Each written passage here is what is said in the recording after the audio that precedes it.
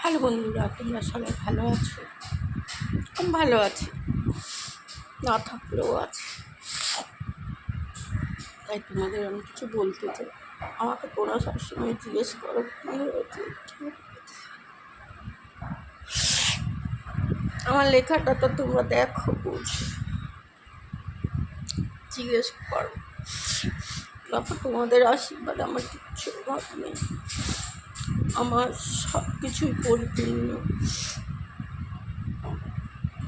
আমার দুটো ছেলে, একটা মেয়ে।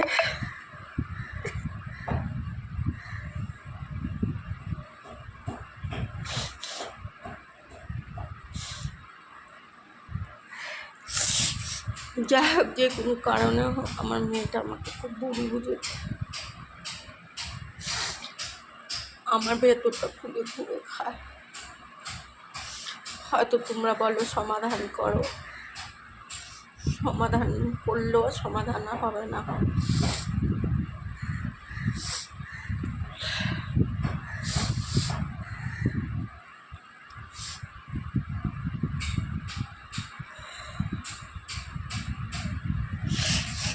আমার ছেলে দুটো খুব ভালো,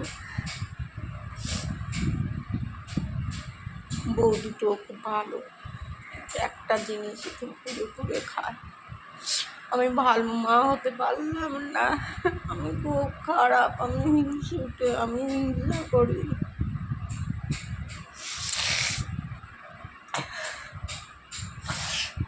কোন মাটা হিংসা করে সন্তানের সঙ্গে? যেই মা আর কি জন্ম দিল, সব গুছিয়ে দিল, সংসার সাজিয়ে দিল, সেই মা হিংসুটে।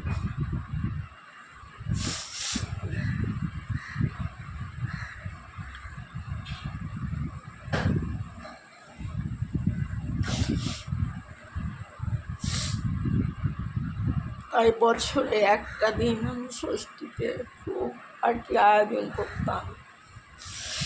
আমি কেনাকাটা, আমি সব কিছু করতাম।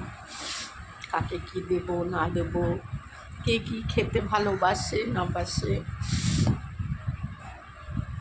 কীভাবে তছ নচ করে দিল কিছু কিছু মানুষ এর ভেতরে ঢুকে। তাই আমি বলি, এক মায়ের অভিশাপ আমি দেবো কেন বলো তো? তোরাও পাবি, আমি শুধু অপেক্ষায় থাকবো সেই দিনটার জন্য।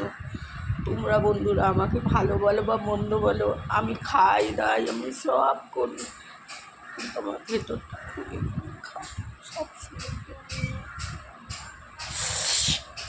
তাই তোমাদেরকে আমি বললাম,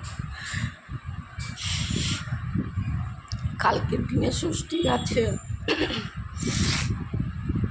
মেমোরিটা দিয়েছে, আমার খুব খারাপ লাগছে। বছরের প্রথম বৈশাখ মাসের ক্যালেন্ডার বেরোলেই আমি ষষ্ঠী দেখতাম। আমি ভাবিনি যে কোনো দিন ষষ্ঠী বন্ধ হয়ে যাবে। 20 বছর আমি ষষ্ঠী করেছি,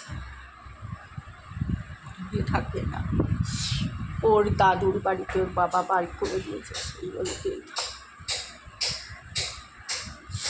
তা যাই হোক, ভালো থাকিস, তোর ছেলে আছে, মেয়ে আছে, ভালো থাকিস, সবাইকে নিয়ে।